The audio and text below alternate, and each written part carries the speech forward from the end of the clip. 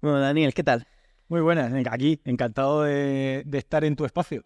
Bueno, este es tu espacio, pero bueno, llevamos toda la mañana aquí grabando. Te quiero dar las gracias porque, bueno, todo el set lo has montado tú. Así que en primer lugar, eso, te quiero dar las gracias por todo lo que has montado, la infraestructura que nos has construido, que nos ha permitido pues hacer estas entrevistas, también la tuya, ¿no? Antes. Y nada, bueno, quiero preguntarte así un poco, ¿estás preparado para esta entrevista? Sí, yo no puedo decir que no sé a qué he venido, porque ¿Las has visto ya las he todas? visto todas. Nada, sí, la verdad que preparado porque me dijiste que era hablar de mí y a la gente nos encanta hablar de nosotros mismos, entonces, adelante. No, totalmente. Yo también juego con ventaja porque conozco tu historia más o menos, la que nos quisiste contar aquella vez en una charla que dimos en una formación profesional. Entonces, bueno, pues yo más o menos la historia, pues que al final es eso, contar un poco tu historia, un poco de dónde vienes.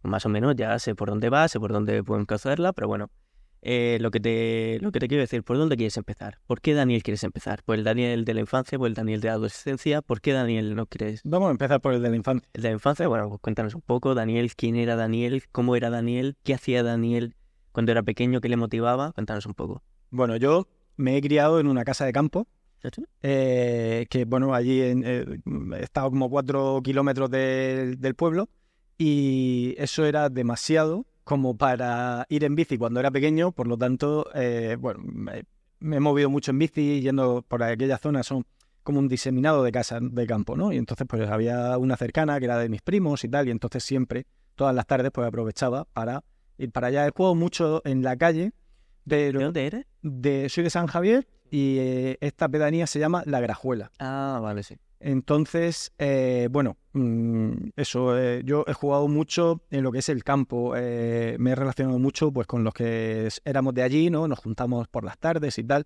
Y luego aparte juego mucho con la imaginación porque soy el menor de 4 hermanos, pero yo me llevo 9 años con el tercer hermano. Por lo tanto, había una diferencia de edad lo suficientemente grande como para no compartir los mismos gustos, ¿no? Ya, Y entonces, que sois otra generación. totalmente, Sí. totalmente.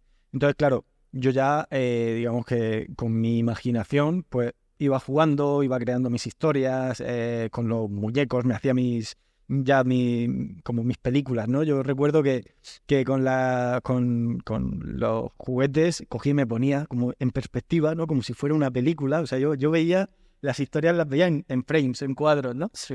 Y bueno, siempre me he tirado en esa línea, también he dibujado muchísimo, creaba cómics a partir de las series como Dragon Ball, Saint Seiya, bueno, en aquel entonces Los Caballeros del Zodíaco, Sí. y bueno, siempre he tirado mucho de la creatividad, ¿no? Y eso es la infancia y ahora ya pasamos a la adolescencia ya.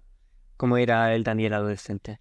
El Daniel adolescente seguía utilizando mucho la creatividad, pero sí que empezó un poco el tema del emprendimiento. O sea, ¿Así? sí, ahí ya empezó porque como dibujaba, decía, bueno, pues vamos a amortizarlo de alguna manera, ¿no? Entonces, ¿Y cómo lo amortizaba?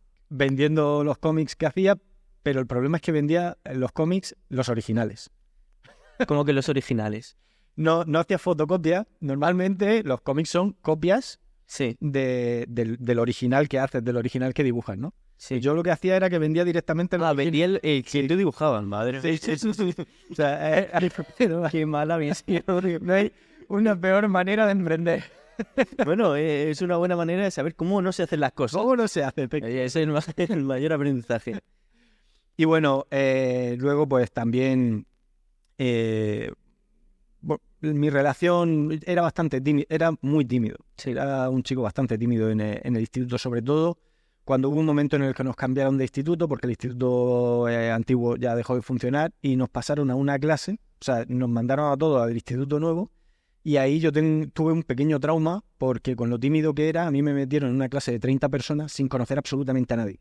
Hostia, ¿y cómo rompiste ese hielo? Pues fue muy duro, pero me pusieron en la parte de atrás con un compañero. ¿Fondo sur? Sí, sí. Bueno, más que O sea, ahí me entonces, pusieron, no. Elegí yo ponerme allí. ¿con los malotes? Sí, pero porque era como un poco el estar escondido, el estar un poco Ah, vale, apartado, sí, sí. ¿no? Buscaba más eso.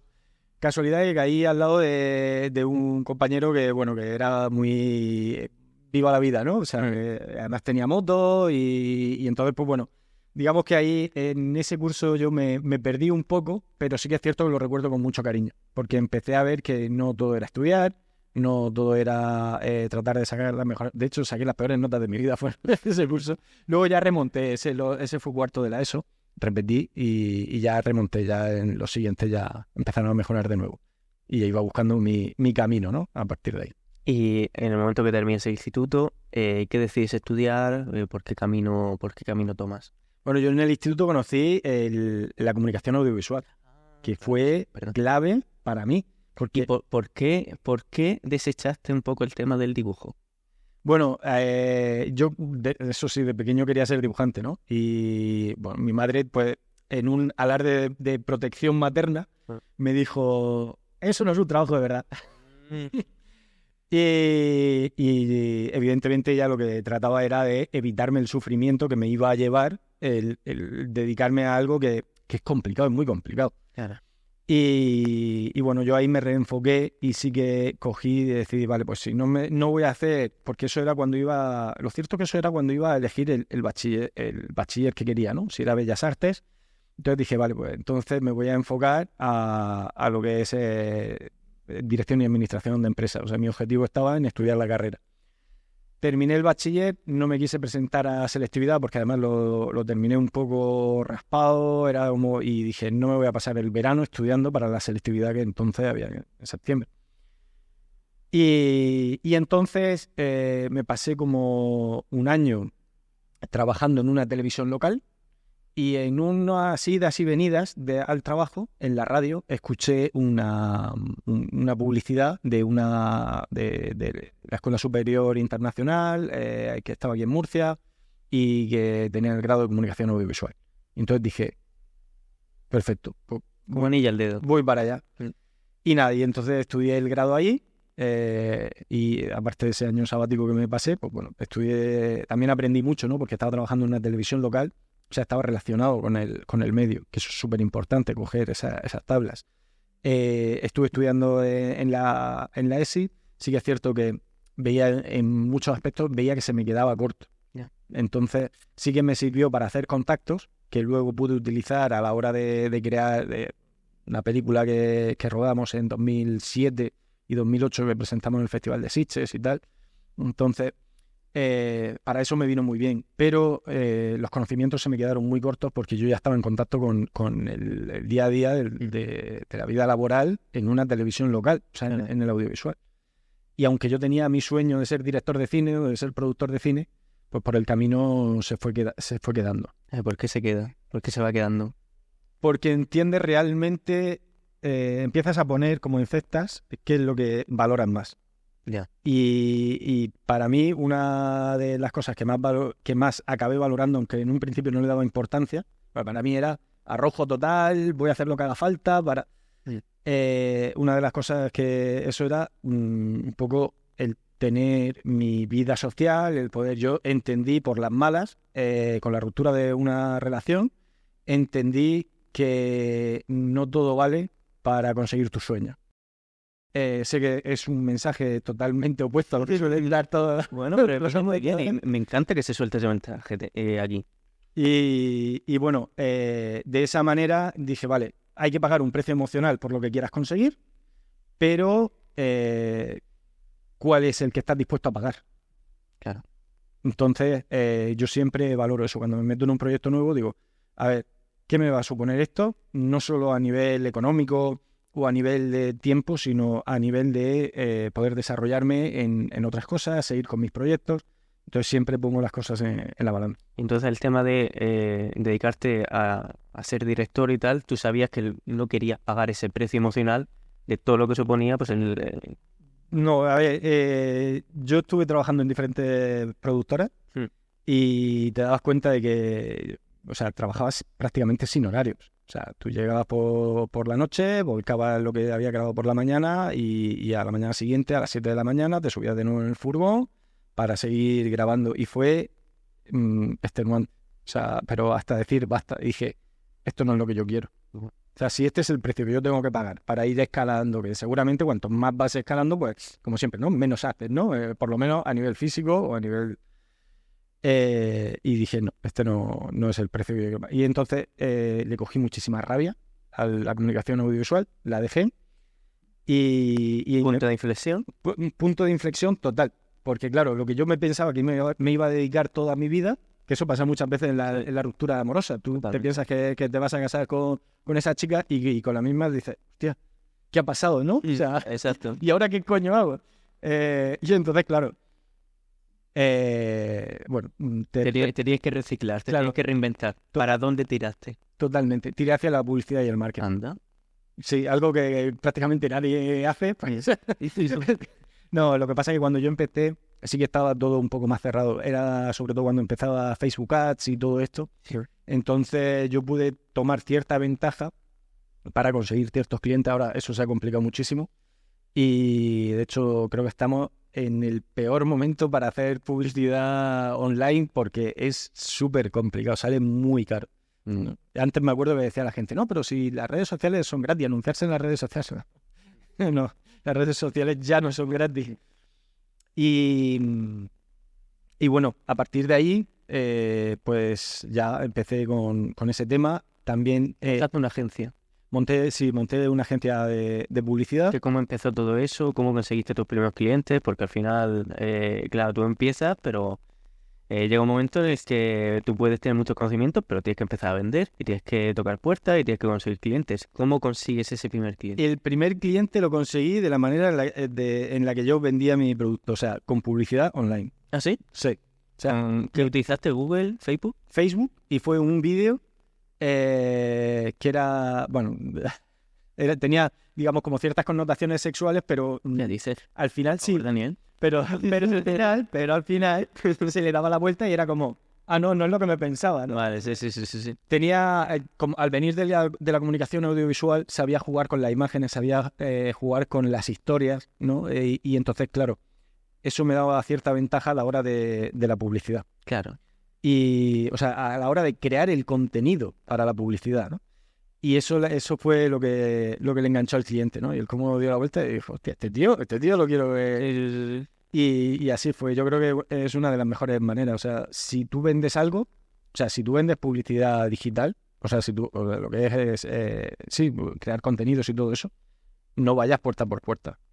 O sea, demuestra que tú eres capaz de crearle valor al cliente lo suficiente como para que te compre, o sea, para que le compren a él, pues demuéstralo con tu propio contenido para que te compren a ti. Exacto. Creo que... Y bueno, eso es la agencia de publicidad. ¿Sigues a día de hoy con la agencia de publicidad? ¿Qué pasó con la agencia de publicidad? La agencia de publicidad la dejé apartada porque, bueno, vinieron varias cosas y tal, y entonces a mí en el ayuntamiento de San Javier me ofrecieron el poder ser lo que se llama como cargo de confianza del alcalde y que llevo temas de comunicación allí.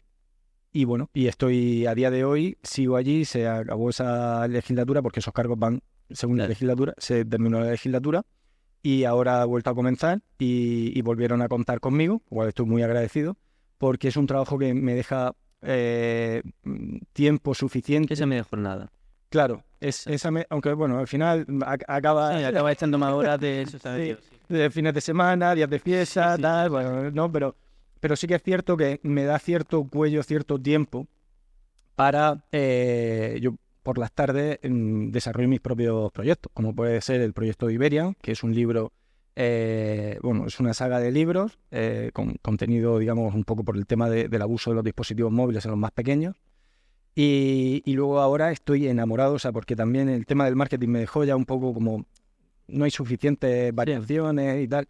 Y ahora estoy enamorado de la inteligencia artificial. Amigo. O sea, me está flipando. Estoy descubriendo cosas que es increíble de qué manera nos podemos servir de eso para ganar incluso más tiempo en nuestros trabajos, ¿no? O sea, mi productividad ha aumentado, incluso en el ayuntamiento. Hay veces que tiro de la inteligencia artificial no para hacer las cosas, sino para que me asesoren cómo hacer ciertas cosas de la mejor manera posible. Exacto. Y bueno, y luego el contenido que hago también para redes sociales por el tema de escritor.iberian. también los guiones están muy apoyados ahí. Yo hago las investigaciones, luego bueno, lo trabajo para ver de qué manera puedo ofrecerlo, que sea que tenga ese gancho, porque el lenguaje de TikTok es muy complicado a partir de cierta edad, los boomers, nos cuesta mucho entender cuál es ese lenguaje, ¿no? Y yo, gracias a la inteligencia artificial, puedo entenderlo y puedo saber cómo encaminar mis guiones para crear ese gancho, para dar la información en menos de un minuto. Bueno, ahí estoy. Mira, acabamos de hacer un recorrido desde el Daniel de la infancia hasta el día de hoy, pero ahora nos vamos a parar en el día de hoy, nos paramos aquí. Y, bueno, cuéntanos, ¿a qué te dedicas a día de hoy? ¿Quién es Daniel? ¿En qué puedes ayudar a la gente?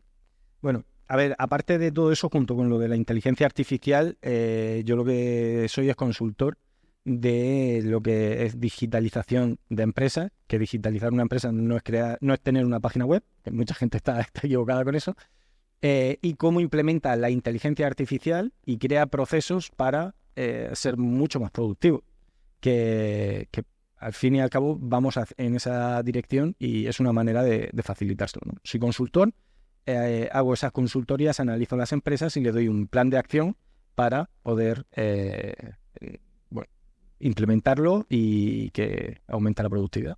Y como consultor, ya para acabar, ¿nos podrías decir 2, 3 consejos para aquellos que somos un poco analfabetos a nivel de inteligencia artificial y de lo que te dedicas? ¿Nos podrías dar 2, 3 consejos? Lo primero es no tenerle miedo. O sea, ¿Vale? es una herramienta. La inteligencia artificial no ha venido ni para quitarnos el trabajo, ni para matarnos a todos, ni nada de eso. O sea, eso en el cine está muy bien, pero no hay que tenerle miedo. Hay que aprender a utilizarla.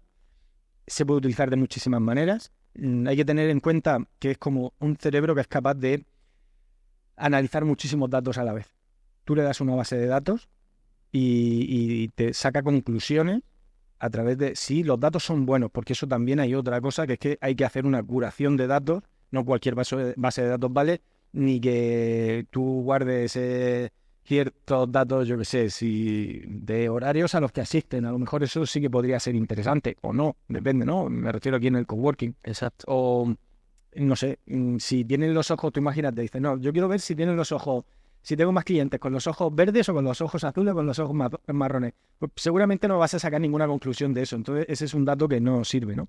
Es una exageración, pero hay ciertos datos que no son buenos. Entonces, los datos que se recojan, que sean datos valiosos, de los que luego se pueden sacar conclusiones, efectivamente, para marcar los KPIs y en base a eso, que tú tengas algo para lo que trabajar, con lo que trabajar. Pues nada, Daniel, muchísimas gracias por tu tiempo. Se nos ha acabado ya el tiempo aquí. Terminamos, coméntanos un poco tus redes sociales, dónde te pueden encontrar, página web. Me pueden encontrar en Martinson Creative, Martinson Creative, en todas las redes sociales, pero sí que es cierto que ahora mismo ese contenido lo tengo apartado porque le estoy dando prioridad a escritor.iberian, que es un proyecto para concienciar a padres sobre los problemas del abuso en los dispositivos móviles. Y claro, eso está relacionado con la saga de libros, que digamos que el contenido para niños son los libros y el contenido para padres es lo que estoy ofreciendo en las redes sociales. Lo de escritor.iberian, es cierto que en TikTok lo estás empezando a petar un poquito, ¿no? Sí, yo no sé si ha sido suerte o buen contenido, no sé, un cúmulo de todo, que de tener como 30 seguidores durante 3 o 4 meses, esa es otra clave también, la persistencia en estas cosas. Tenía 30 seguidores y de un día para otro 15.000. O sea, fue como... ¿Qué pasaba? Sí, ¿qué pasó? De hecho, coincidió que era la cena de... Sí, y estabas tú mirando el móvil, viendo cómo subían las visitas y yo retiraba likes. Es que no es normal, no es normal. Sí, te acuerdo yo. Y bueno, la verdad que sí, el contenido está gustando. Estoy conociendo a mucha gente, tanto a padres que saben gestionar el tema de la utilización de los dispositivos móviles, como asociaciones. Estoy hablando también con profesores. Estoy conociendo a mucha gente muy interesante. También a María, la abogada digital, sí, que ha pasado por este podcast, sí. me consta. Y estoy conociendo un montón de gente genial. Pues Me está aportando muchísimo. Pues nos quedamos con esa frase y nada, lo dicho, muchísimas gracias también por pasarte, por darnos toda esta infraestructura y que nada, que siga todo bien. Muchísimas gracias a ti, Guillermo, por todo lo que haces por los emprendedores. Muchas gracias.